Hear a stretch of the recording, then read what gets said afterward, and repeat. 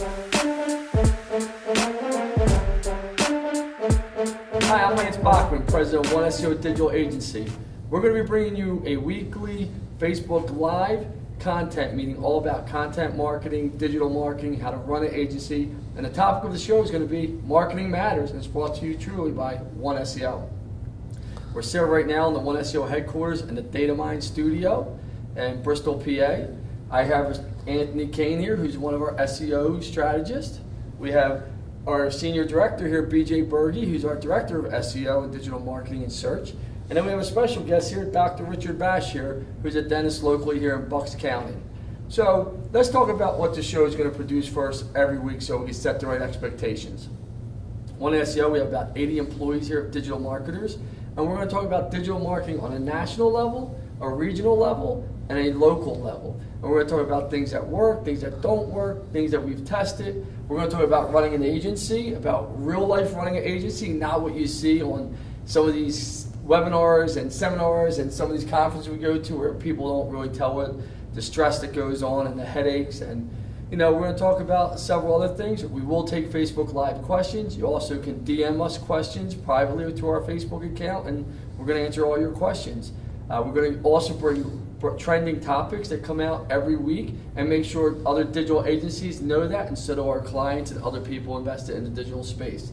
First, Anthony Kane, I know you're going to start this off, our first show, so congratulations, Anthony. And why don't you start? Yeah, let's jump right in. So, we could sit here and talk marketing all day. We understand that not everyone has the time to kind of keep up with all the updates and the algorithm changes and the news. So we kind of just want to bring some highlights, some key points from the week before, what's going on in the industry, and kind of fill people in. So this week we're going to be covering everything from message bots right there in Bing to Google's new take on job hunting for people looking for jobs.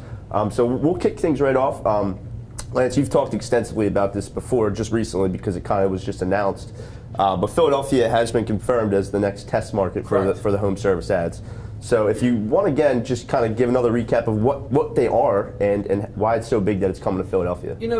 When Google called us and Google said, hey, listen, we'd like you to help expand this into Philadelphia, and it's Google Home Ad Services, I was like, well, it's been in beta testing for probably a year and a half down in San Francisco. Yeah, even more than that. Maybe longer than that. So the barrier to entry is actually harder than people think, and they have a very unique vetting process. One of our clients, Dale, called me 2 days ago and said, should I be the one taking the interview process? I'm like, Joe, you have to take this interview process. Because they're breaking in with pay-per-click ads for verticals, things like plumbing first here, but we also know it's about 9 to 10 other verticals, and they're doing set pricing per lead. So it's a different model.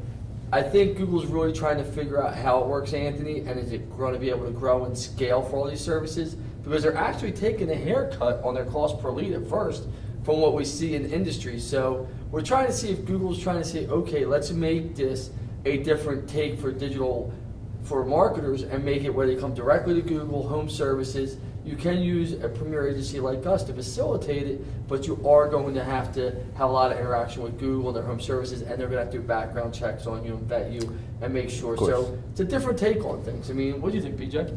Yeah, it's another opportunity to pay to play, but as the search landscape changes and everything, we're definitely looking at how can we quickly get in front of end users and customers, and that's what Google's really doing here. So the vetting process is going to be intense, but it's only so they bring the best people with the best backgrounds to the end customers. Right, and so to confirm as well, since it's still completely in the testing, it's for specific industries only at the moment, correct? Right now it's just plumbers in Philadelphia. Plumbers. Okay. In San Francisco, it's locksmith, plumbers, HVAC, roofers, garage doors, landscapers. I think fencing companies, there's about 8, I can get you that exact list. There's about 8 in San Francisco right now for home services. The people that are in it, some people like it, they are having a problem and they're having challenges spending people's budgets. So it's interesting because it's at the top of a mobile and it's also top for desktop. But as you know, not that many people, because they do say ads, not that many people click on ads. So it's we're never trying to monetize more money for their earnings, but you wonder they also, I think what they're trying to do is make sure they don't hurt their own core pay-per-click areas by over monetization. Right, yeah, no, and that's I feel like that's always going to be a hurdle that they're going to have to try to jump over is, it's still sponsored, so some people are going to be, hesitant as always, but Absolutely. But yeah, no, and we're obviously we're going to be paying a lot of attention to this as we move forward. So this is something that we'll probably be rolling out updates on as it As goes. of right now, there's about 30 customers that are going to be enrolled in the Philadelphia market. 9 of those are One SEO clients that we already got accepted Awesome. in, and so we're good with that. We own a big part of that real estate. Right. We're very happy, and we want to make sure our customers are taken care of. Yeah, so we'll be keeping everyone up to speed as that kind of evolves as well. So moving on, shifting gears a little bit, actually now to another search engine completely, but Bing. So Bing's been testing chatbots with their search results pages here. It's been mostly with restaurants, but they're rolling it out, and it's a super easy platform. So if you're a business owner, you own a local business, they're pretty much giving you all the tools to go ahead and create your own bot. Now, it's a complete computerized bot. You're not speaking to a person, and it's interesting. Explain to the viewers what a bot is, Anthony, because a lot of people in this might be not digital marketers, they might not be programmers, you're kind of wondering, hey, what does this actually mean, and what does a bot do, and how does it work? Sure. So you're essentially starting a chat, and you're talking with the computer. So certain words will trigger certain responses. So if I type in hours into this chat, it'll spit back the restaurant's hours. If I type in menu, it might shoot back the menu. Now, there's a lot of caveats with that. Obviously, if I type in something it doesn't recognize, it's not going to have an answer for me, and it'll kind of, make me a phone number to call or something like that. It definitely has perks to it because it can, if you've got a lot of customers, I guess it can kind of keep them engaged and answer simple questions. But at the same time, it's at that point you might as well just call the restaurant and get some information. So I played with this, and me and BJ were playing. I said, BJ, this is going to tank like the Titanic. They came out with this. You can only put canned answers in there. Most restaurant owners, as we know, we represent some bigger brands in the bar and restaurant industry, and they don't even know how to facilitate a lot of things. They're still trying to engage. I think this is way ahead of its time or way past its time, one or the other, because the auto-populated answers for hours, things like that, they can get that right from your website. I understand they're trying not to, and there's only about 10 populated answers. I think this is another gimmick for someone to say, let's roll this out, product test it. I think a year from now, this doesn't even exist on Bing. Yeah, and think about it. So, number one competitor to them is probably Google, right? yeah. Where do we get all that information? Google's knowledge graph in the Google My Business. All that stuff's right there. So why would I take an extra step to have to ask for those things if I can just click and get it right away? Yeah. This is just a scam, not even a scam, I don't use this word, but some of these companies that come out with products, they always want to test them. And this is a product I think never gets traction. Bing's not even used that much anymore, so let's be realistic there. Yeah, that's the first. So you bring a product like this to Bing, and you say, okay, I can only auto-populate. How many restaurant owners are even going to go set this up? So I kind of did some messing around with it as well. I was searching for restaurants in Philadelphia, and the top restaurants that came up in Bing, I couldn't find one that had the feature. And then I did it in Seattle. I didn't find one until finally I typed in exactly what this example has here, Monsoon Restaurant in Seattle, and they have it set up. So it integrates with Skype. So a lot of people aren't logged into a Skype account all the time. So it's almost not worth it at all. And the thing is, people don't realize Bing owns Skype. Right. So, goes hand in hand. Once again, we understand about data and putting our users in front of our own products, but this is a terrible outlay for a product, I think. Yeah, so Bing made the announcement this week, so we figured we'd talk about it, but Absolutely. They're kind of pitching it to the local business, but again, is it practical? We'll kind of see, moving forward. But we'll update you as this comes along and more people start using it, or if it goes away. Yeah. So, shifting back to Google, so Google had their big I/O developers conference last week. A lot of cool stuff was announced, some really big stuff. By far, one of the biggest announcements was Google Lens, which is really, really cool. Basically, the kind of direction things are taking is if I take a picture on my smartphone, Google can not only identify what the picture is, but also give some more information about it as well. So if, they use a couple of really cool examples. One was, I think, the serial code on a router. You take a picture of it and it logs you into your Wi-Fi because it recognizes that that's your router.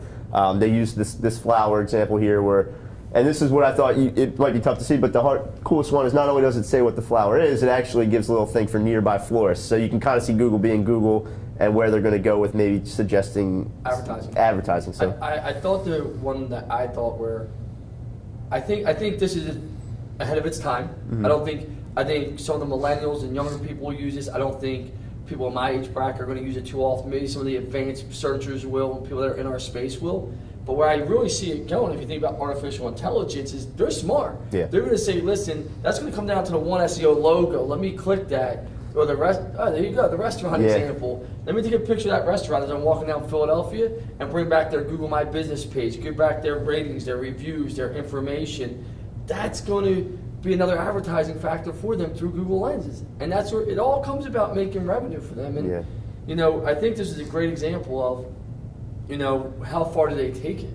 Are they going to do it to every, as you know, and this is a big thing people don't realize. I hear people at conferences always say, and I find it comical, is Google's the #1 search engine in the world. The #2 is YouTube, and YouTube owns Google. Well, that's actually not true. #1 is Google, #2 is Google Images, as we know. And they take, and just so about 25% of all searches happen on Google Images. And people don't realize that, and that's why Google Images are so important. And now they're going to take it to the next level and start using Google Images as a way to supply advertising. And if everyone's wondering that's Dr. Bash's dog, Winkle, down there, some special guest. Therapy dog. Okay, what do you think about Gavin? So I think this is a kind of a backdoor way for Google to start cataloging a lot more, especially end user submitted content. We know on Google My Business and Google Places right now, I can submit my experience at a restaurant and take pictures and show things. I think it's going to start connecting the dots, and like Lance said, like your millennials, your Gen Z, those are the ones that are going to take advantage of this technology. We do think it's ahead of that curve, but until augmented reality is a daily thing, I don't see this taking off. Yeah, I mean, I think it could be cool. It has a ton of potential. Like, if I'm at a Target and I see something I want to buy, a coffee maker or whatever it might be, the first thing I do is I Google it and see if it's cheaper on Amazon or something like that. Imagine just being able to take a picture of a product and getting information on that product right there in the store. And then also, who knows if they're going to do anything with facial, recognition. I don't know if it'll ever get to the point where I can take a picture of Lance and get, your Wikipedia page or your Facebook page or whatever it might be. But I thought it was one step. Let's say I'm not at Target. One of those, want to jump up?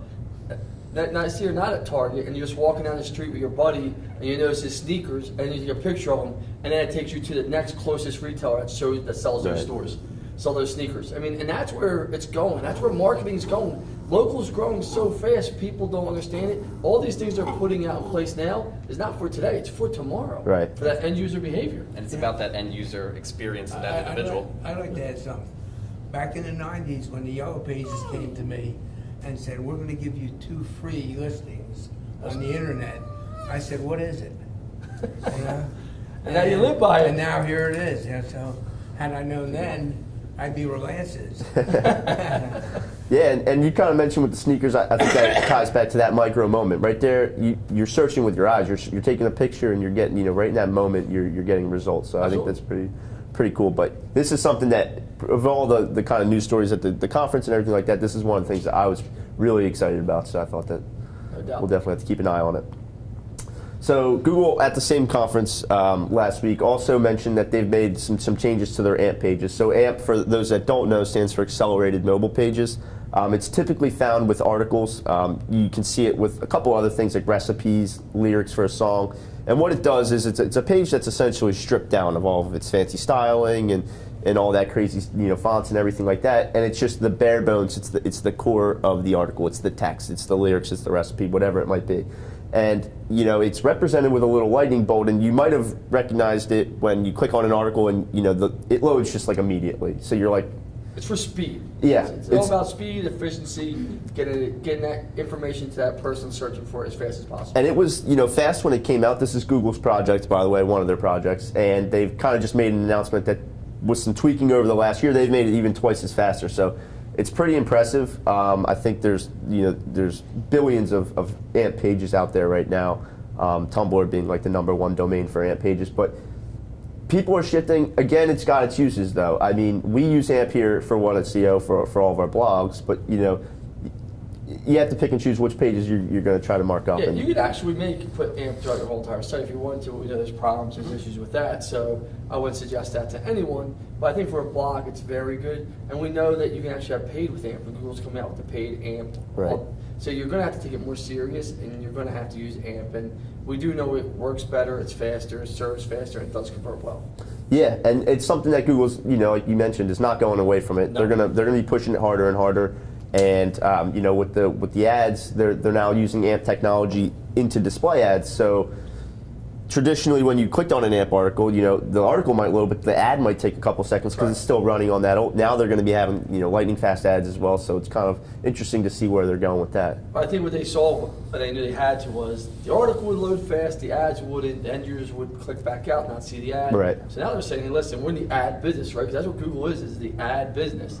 So they're going to make sure their ads get out there pretty fast. Absolutely, yeah. And I truly see this being something they capitalize on in the coming years. Love the dog, by the way. Thanks. Yeah, I mean, it's a beautiful dog. But it just keeps getting better and better and Okay, better to come the on. point where, like Lance said, we have full-blown sites just being delivered in amps. Right. Yeah, it'll be interesting to keep an eye on. So, and then wrapping it up, same conference, but Google kind of dropped one of their next big projects that they're working on. It's called Google for Jobs, and basically they're going to take a stab at the job market. It's going to be interesting for both employers, but then also people looking for jobs too. So, Well, I think it's funny. Facebook just came out with it less than 6 months ago, Facebook Jobs. I think with today's day and age, there's so many things out there. Indeed, Monster, Career Builder, LinkedIn, that were pretty much the major focus of jobs. And that's where people went. But I think now they're saying, okay, if I have a platform and people are using my platform, why not give them all the information? Do I think this takes all? It was almost like Facebook did a search on Facebook, and most people don't know you can search on Facebook. Yeah. It never really got traction. I don't know if this will get traction, but they're supposed to be aggregating from all those 5 different people, and then they're going to use the user intent. So if I know I'm searching for a digital marketing job, it might come back where digital marketing agencies like myself, we're looking for a good developer, a good SEO, or a good PPC, or a good content writer. We can also place ads for that keyword query right here also. So do I think they're going to make a play or run at it? Yes. Do I think it works? I don't know. You have to tell. We'll see how easy they make it for people, for the employer and the employee to connect. Right. If they make it easy and seamless, you might have a shot. We might even see the employer side getting that ad treatment and stuff. And when Google's going to force that on us, kind of like when they forced you to have a Google Plus page if you're signing up for YouTube for a little bit, right? I think it might get a little bit of backlash. But if Google's history is correct, we're going to see something that might not be the best thing out the gate, but it's going to evolve. They'll take a step back, repurpose it, just like Google Plus is now today. Absolutely. Yeah. That one ever will. yeah, no, I think it's just cool that Google's going to be using their machine learning algorithm. They're, like you mentioned, to try to use what they are already really good at to try to match people up with jobs. Absolutely. But yeah, we'll have to definitely keep an eye on it. It's just enough. They're trying to get the end user not to go away from Google the Right. same way Facebook does it, the same way everyone's trying to say, let's bring our own end users as much data and information as they can, so they don't have to use another platform. Yeah, it's like when we were at MozCon and the guy, one of the presenters, I forget which one it was, he basically said that the only reason why Google went into the whole self-driving car thing was because they did a survey years ago on when people weren't Googling, and it was sleeping, eating, and driving, and they Correct. said we can change one of those. So we're going to create a self-driving car so people can continue to Google Absolutely. even when they're driving. So it just goes to show you the power of Google and how they're, it's a platform for everything. Sleep next. Yeah. So those were kind of the big topics for the week. Like Lance mentioned, feel free to email us questions during the week, whenever you really want, and we'll have the Q&A, at the end of the year. We did have a couple filter through, actually. Let me pull up our messages here, just so I have it.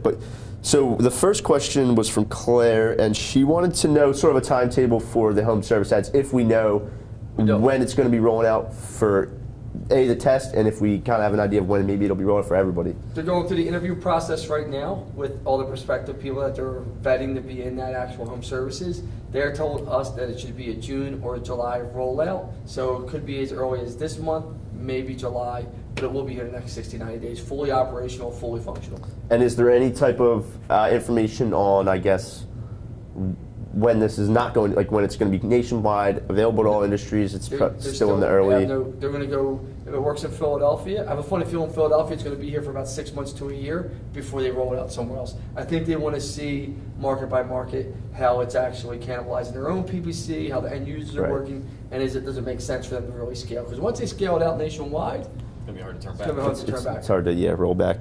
And then shifting back to the bots a little bit, Josh wanted to know if we think chatbots will make their way to Google, or do you think Google's not really interested in sort of? I'll let you take that one. Yeah, Jay. I think what Google's doing now, especially more so than ever, is delivering quality QA tested devices and portals to do stuff like that, whether it's Google My Business or any different ways their AdWords is coming through.